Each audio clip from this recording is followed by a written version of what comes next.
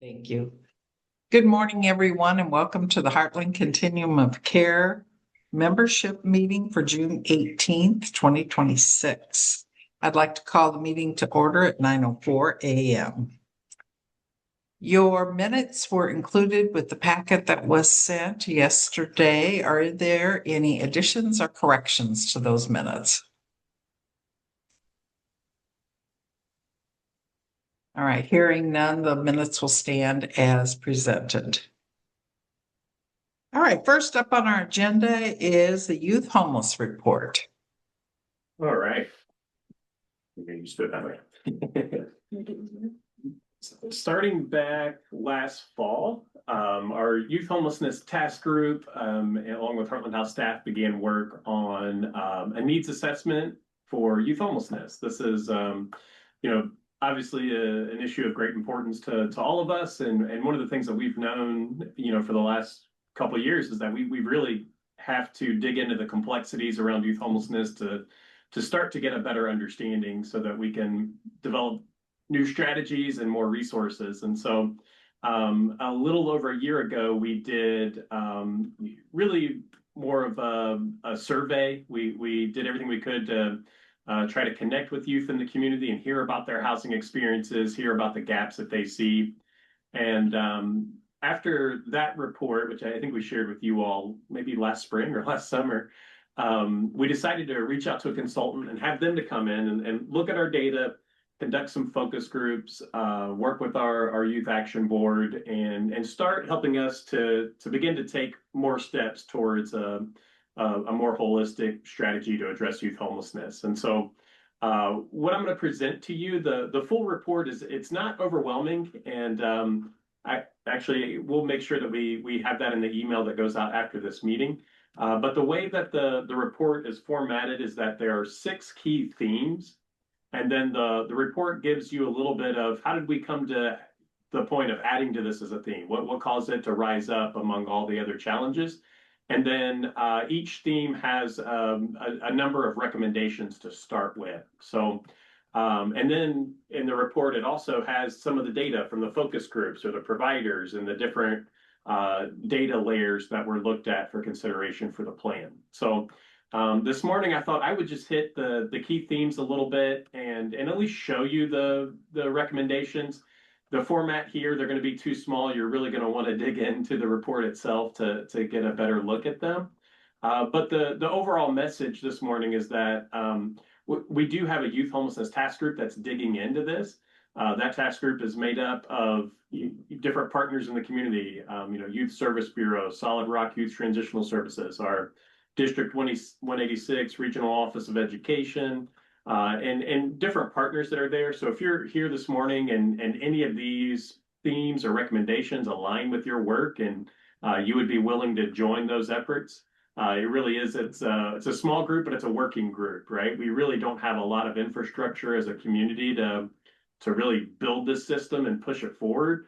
And so, moving forward is really going to rely on partners jumping in and helping us dig into some of these things. So key theme number 1 is basically the same question we were trying to get at with that survey we did over a year ago, right?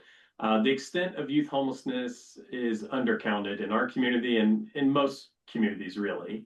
And there's complicated reasons for that. HUD has one definition of homelessness that often, by virtue of the way that youth homelessness tends to manifest itself, is not adequate to really capture youth homelessness in our community. But the Department of Education has a different definition of youth homelessness that includes youth who are sleeping on somebody's couches or finding different situations in order to try to find safe and stable place to stay. So it's a complicated issue out of the gate, and so part of what we're getting at in theme 1 is how can we as a community get to a better point of understanding how great this issue is and also how great the need is so that we can then tailor resources to meet it.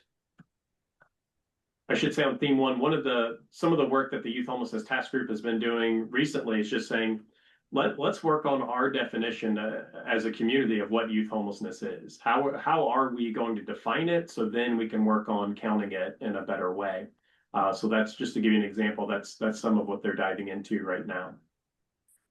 Theme 2, the need There for was shelter. there was a question on what's the age range for the study. Yeah, so the study really focused on 16 to 24, but that is that in and of itself is complicated when you as you know as the task group is having conversations around that definition.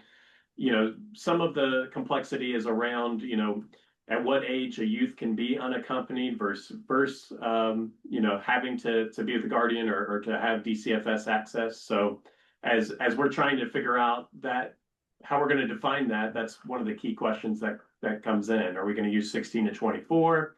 Are we going to go broader than that? But 16 to 24 was the focus of the study.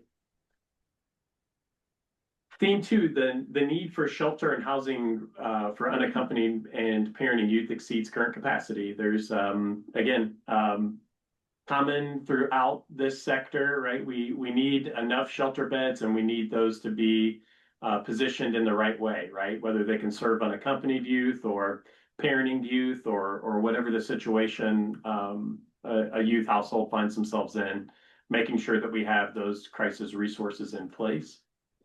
Some of the things identified were, challenges that families run into when they have a youth who cannot access emergency shelter and might have to, some scenarios where a 13-year-old youth might have to go to the youth shelter while their family goes to a family shelter.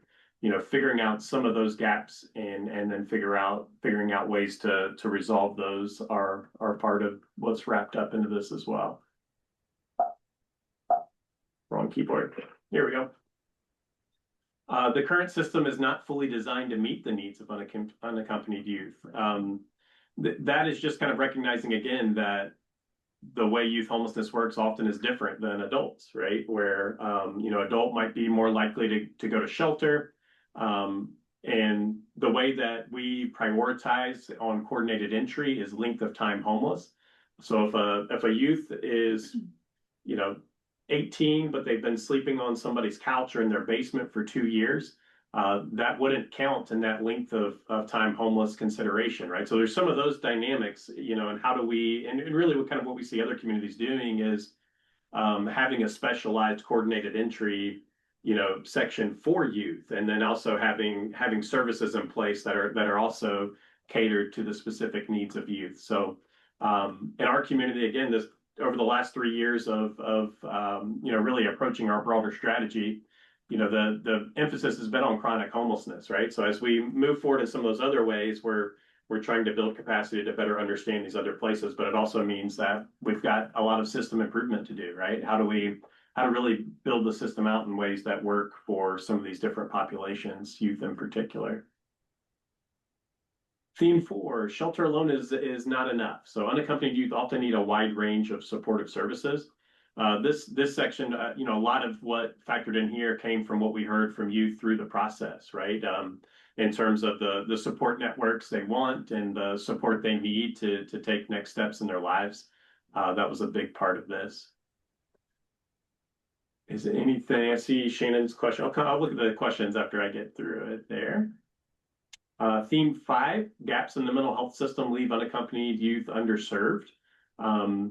Hopefully with the emergence of the mental health board in our community, this might be an area that we see progress in really soon. So, but that was elevated through the process.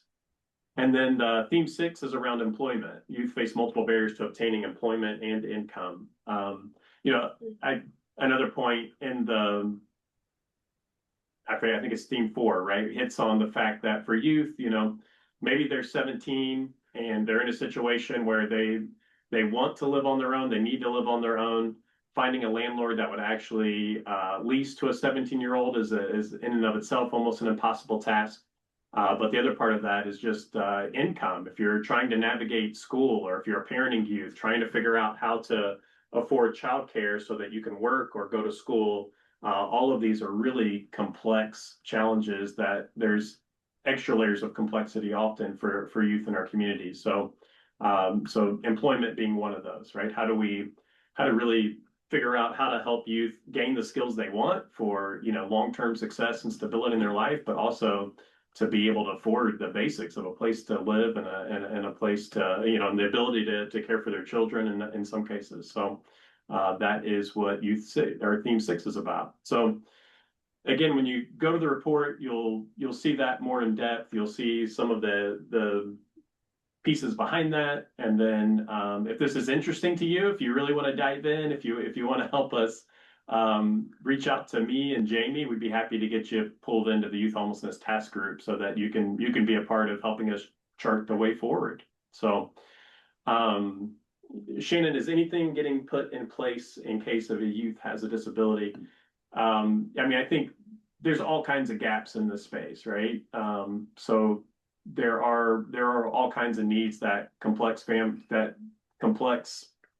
situations that families are in can create problems. I think, for us as we are seeing these gaps play out, I really think that flexible hotel-based programs for some of these immediate shelter needs that might not work in a shelter situation is really some of the probably the most accessible next steps for our community. How can we find resources to have not just the ability to support people in a hotel when they can't access shelter elsewhere, but also to provide supportive services for them, who's case managing them and helping them take those next steps. So there's a number of, we mentioned if a youth is of a certain age, that might create a situation where they have to be separated from their family, right? That's an issue of great concern to us. And how do we find a solution as quick as possible to that, right?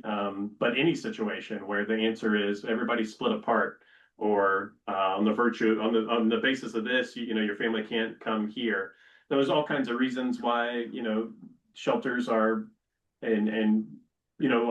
those are challenges that shelters run into. But I think, and from my seat, I think those flexible hotel-based solutions are probably the easiest way to move forward. It's just a matter of where's capacity to kind of case manage in those situations, and where's the funding to support those. But with that, I know we didn't go super in depth, but wanted to give you a feel for what's here. And again, whet your appetite a little bit if you would like to dig in further.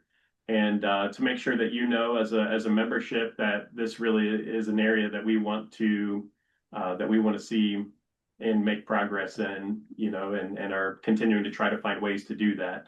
We'll talk in a little bit about HUD, but one of the things that HUD just released is the opportunities for communities to apply for youth homelessness system improvement projects or youth homelessness demonstration projects.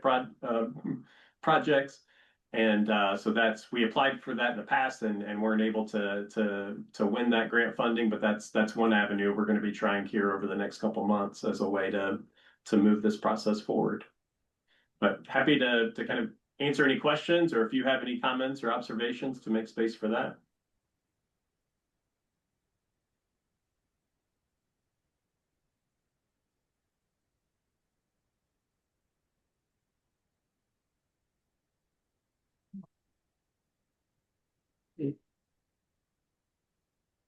Well, you've got the, Yeah, I Okay, didn't make a that- slide. I have the HUD NOFO updates was next, but That's go ahead on the 100-day challenge results. Okay, so our 100-day challenge ended Tuesday, the 16th. Oh, sorry. Our goal was to prevent 75 households from entering homelessness through documented prevention services and system coordination.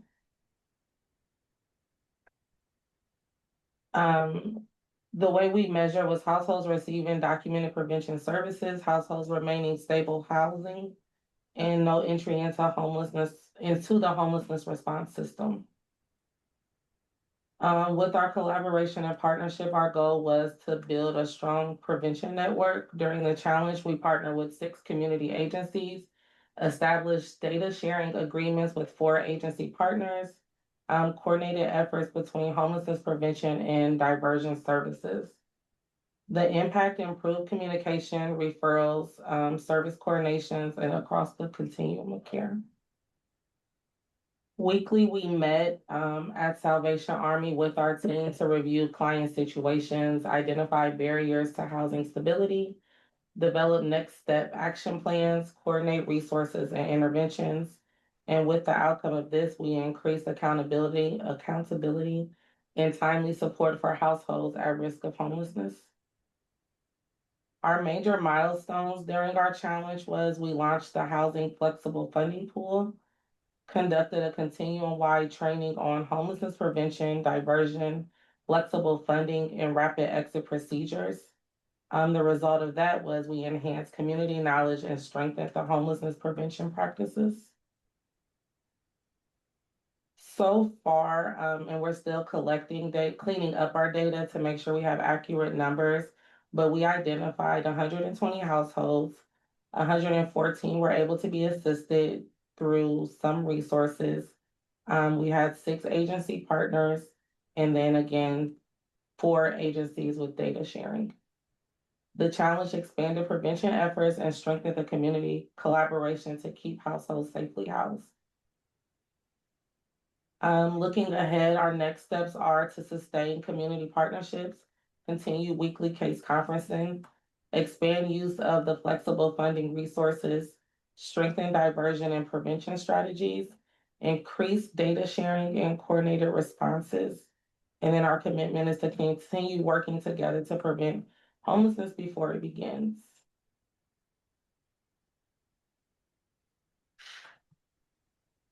Anybody have And then any? next week will be our sustainability workshop in Bloomington, where we will meet with the other communities that are a part of the challenge and then go over what we completed in our 100 days. Okay, any questions on that? I actually love all this information. Can it be sent to me in a format that can be shared? Okay, we can do that. Yeah, we can get that to you, Jane. Thank you. Yep. Jane, in the course of a single day, if I don't keep track, it's amazing the amount of work that gets done. So it's unbelievable what they're being able to accomplish. Want to give a special shout out to Shamika and all the groups that really have, been a part of that process week over week. I know, Salvation Army, Helping Hands. I should let you, Shamika, name everybody, but I know the community care team. I think the work that they've done over those 100 days is really creating a foundation that'll change how we do homeless prevention as a community and housing problem solving more broadly, especially using more of a case conferencing model. Which I think is, I see Dave on here too. Sangamon County Community Resources has been a part of that, but I think the partners that have jumped into that have been, and Shamika's work and leadership of it, I think will really be a significant part of us being able to move forward in that space. So just want to say thank you to all of you, and some really wonderful work I think that's happened there. I can hit the NOFO now. Shamika gave me a break from the youth homelessness report, but we just we had hoped to be able to really launch our competition by about this time, but a lot of that was dependent on the content of the NOFO. So if you're here and you're wondering what that acronym is or what we're even talking about, historically, the way that the federal government, supports efforts to address homelessness and really implements their priorities and their strategies is through an annual competition. And that competition is always launched through a notice of funding opportunity. So that is how, if you go back 15, 20 years when, HUD really began to move in the direction of housing first, the NOFO was the vehicle for how they pushed that priority, right? To apply for certain programs, in particular, permanent supportive housing, rapid rehousing were really prioritized over transitional housing and other projects. And through the NOFO, HUD would say, here's what we're interested in, here's how we're scoring your community's grants and the projects. And again, that's how funding comes to communities. In our case, that's how, over a decade, we lost a lot of funding as a community, through those competitions. So we had some conversation, I believe, in this meeting last November about the shift in direction that HUD was going in. And that shift was very clearly in a direction that deprioritized housing first, and that prioritized programs with service requirements, in particular requirements around mental health care, substance use treatment, and those types of dynamics. And the November NOFO that was released, there was a 30% cap that was placed on permanent housing programs. And then if you haven't followed much of the story, there has been a series of litigation that took place after that. And ultimately, Congress intervened a little bit, and the courts intervened a little bit. And, that NOFO ultimately was dropped. But earlier this month, a new NOFO was released. And there are some changes. One of the changes is that, if you go back 2 years ago, the way that the funding is released and the competition runs is that in the past, a community was almost guaranteed to continue to receive about 90% of the funding that comes to it. In this competition, that guaranteed amount is reduced to 60%. So better than what we saw in November. But as HUD writes about it in the NOFO, the reason for that is to really increase the level of competition around the country. So now that 40% is opened to new projects and communities that meet HUD's requirements, that are aligned with HUD's priorities. Nationwide, what that means is that there will be a significant reduction in permanent housing opportunities in continuums across, the state of Illinois or across the country. Often probably in the ballpark of 90% of the existing grants are permanent housing grants. So capping that at 60 more or less is the way the project, means that there are a lot of people in permanent housing programs now that, when all of these new projects go into effect, which is probably a year and a half down the line on average, it means there will be a lot of people in permanent housing programs that will have to either hopefully find stable housing through vouchers or other avenues, but we will see a reduction in that. Our community over the last few years has placed 100% of our funding in those permanent housing programs. So what does that mean, right? It means that with that 40%, HUD is prioritizing transitional housing programs and what's called supportive services only programs. And those new programs have threshold requirements. They have to hit around service requirements and all of those types of pieces. So I think what's important for you all to know today is that just kind of timeline for us. Right now, we're working through the NOFO. We're working through the changes that it requires for our previous competition policy and those types of things. The next step for us will be to take that to the Continuum of Care Board, get that approved, and then release that competition to our community so that people know what new projects can be applied for and how to do it. We anticipate that during the month of July is when that local competition will take place. And then the NOFO itself is due in kind of mid to late August. So if you send us emails over the next couple months, it takes longer to respond. That's one of the dynamics that's contributing. But the other thing to look out for is that once we get to the point of having the competition ready and approved by the Continuum of Care, we'll be doing some office hours and technical assistance opportunities so that we can answer questions from organizations that are interested in applying for new projects and help guide people in that process. So we had hoped to be able to have more of that in place by the time of this meeting, but just the timing of when things have come out and there's still some questions. Historically, HUD releases the NOFO with detailed instructions, which are really where you make sure that you can align your local competition up with what HUD wants, and we don't even have those detailed instructions yet. So there's some pieces like that we may have to launch our competition without that. I suspect we will, but some of that creates a little bit of a delay in being able to move forward as quickly as we would like. So that's kind of a quick, hopefully not too in the weeds rundown of where we are with the HUD NOFO competition, but I'd be happy to touch on any questions now if anybody has any.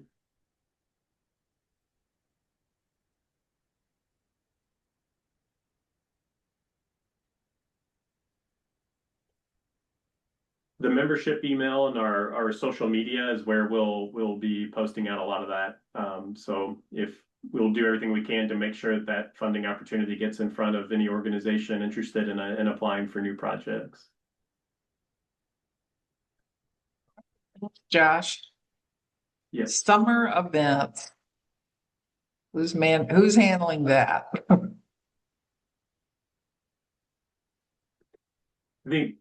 I think that is more of a placeholder for everyone to sort of share out. We know in this season that there's a lot of organizations that have some great and fun stuff going on in this season. So we thought we'd make a little space for people to share out any events and things they have going this summer.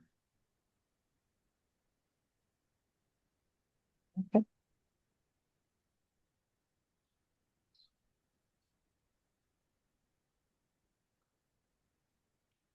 Or maybe it's gonna be a quieter summer. I know. This Right, I know that there's August 7th is the 5th annual celebration in the park at Comer Cox Park. And I know that there's been some signups that have been circulating, so if anybody would like to sign up, they usually have different providers there, just bring tables and everything. So if you need that, let me know, but that's on August 7th. From I think 11 to 2 usually, or 10 to 2, something like that.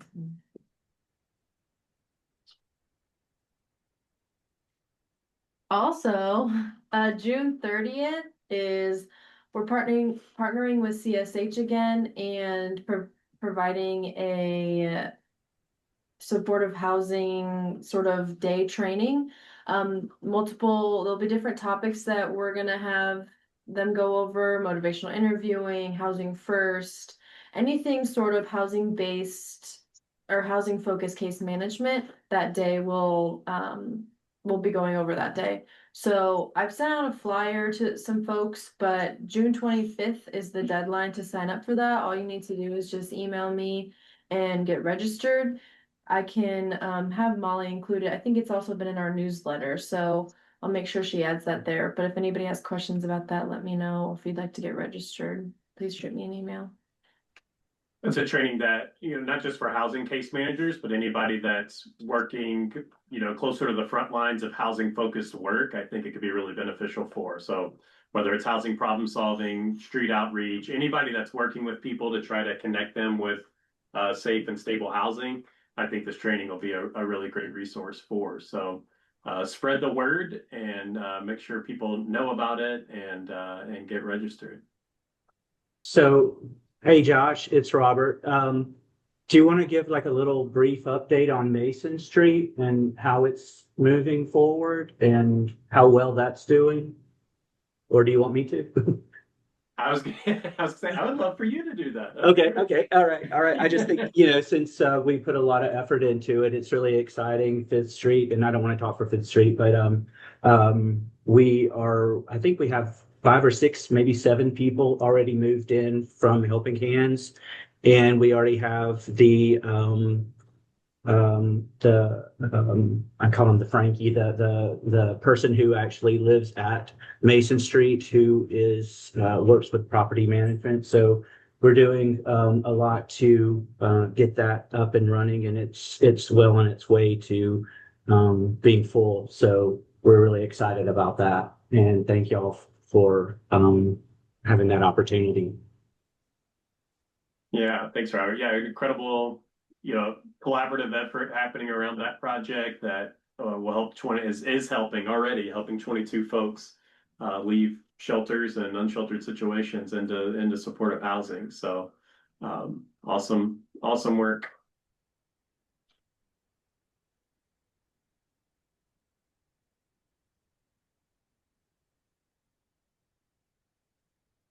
Dawn, did you want to talk at all about the participate for celebration in the park? Did you want to speak on that or just sign it? Yeah, I can. I just Uh-huh. put the sign up sheet in the sign up link in the chat. So we this is our fourth year, and I can send you guys, make sure that you have a flyer for it. Who would be the best person to send the flyer to? You can send it to me, Dawn. Okay, I'll send that out, and then you guys can forward it to the group. Perfect. Yeah, it is on Friday, August 7th, and it's always a great time. We have a lot of good participation from the community. SIU Community Health Office is hosting the kids section. So we have a kid area with games and fun stuff, face painting, things like that. So they usually have some giveaways for school supplies. So anyone that is not already signed up, or if you haven't participated in the past, we would love for you guys to come and be a part of it. Thank you. I also wanted to mention that Springfield Public School, they have a back to school event. I was just looking up the date. I know it's in July. So I can find that. I think it's like the last week. Yeah, July 30th, Thursday, July 30th from 4 to 7. And it is at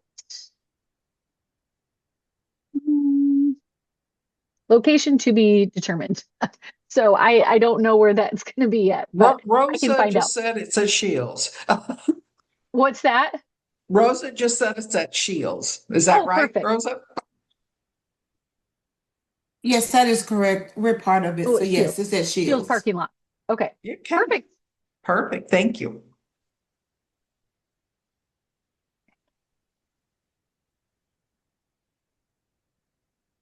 I was just sitting here thinking if kids were listening to this, they would not want to be thinking about going back to school since they just got out. But all right, do we have any agency or community updates? Anyone like to share anything? Yeah, so I'll go ahead and share 2 events that we have upcoming. First one is on June 26th. We have a pop-up farmers market that we're doing with Aetna here. So if any of you have housing clients, send them over that day. They'll have free produce that they're giving away, but there will be a limited amount. There'll also be some healthcare providers on site doing some healthcare screenings. I know Kroger Pharmacy is going to be here providing vaccinations. And if any of your agencies are interested in the table, just get a hold of me and we can get that reserved. Our plan is to be inside, but if it's a nice day and if we have too many providers, we may have to move that outside. And then on the 27th, and I'm surprised Don didn't mention this, we have Doc Talk I'm sorry, the pop-up farmers market's 9 a.m. to 10:30. And then on the 27th, that Saturday, we have Phase 217 and SIU Med will be here with their Doc Talk. That's from 11 to 1. They do provide lunch with that. So, and I think that this session in June is going to be over treating infectious disease or how to live with ongoing infections. That's great. And the other thing I will add to that, so we actually are partnering with Jared at Washington Street Mission, and we're doing summer doc talks. So we'll actually be doing that June, July, and August. And I have a flyer that has all of those dates on it. So I'm going to send that to you guys as well. And I'll put the dates in the chat. Thank you.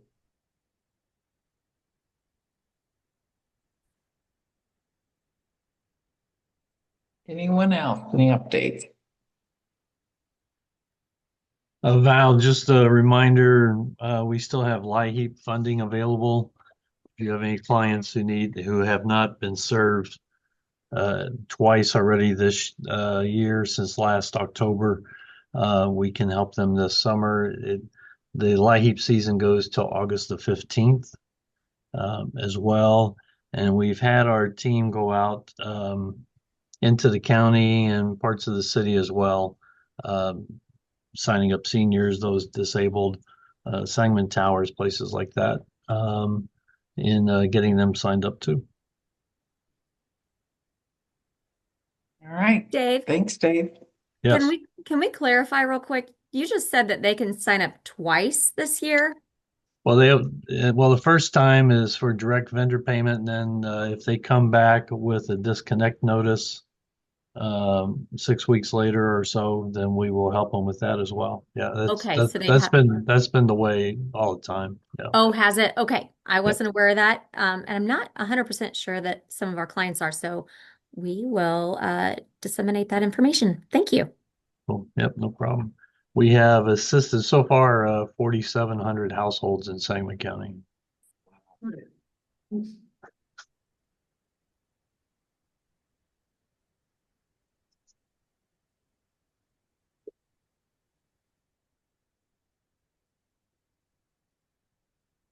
Any other updates?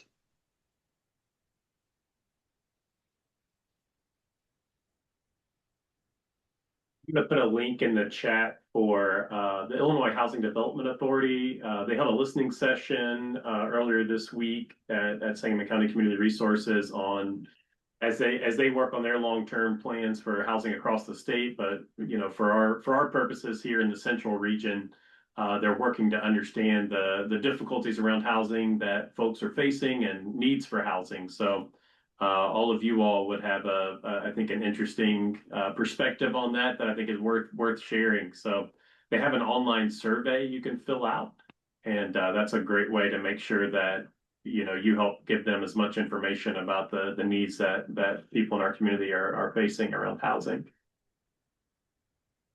Is that the link you just sent or not? Have you sent that link? Because I'd be interested in sending some thoughts. Yeah, absolutely. Yeah, that's right. Okay. It should be there in the chat. Should be able to see it. Okay, thank you. All right. Are there any public comments? Always happy to have community members joining us too. So are there any public comments?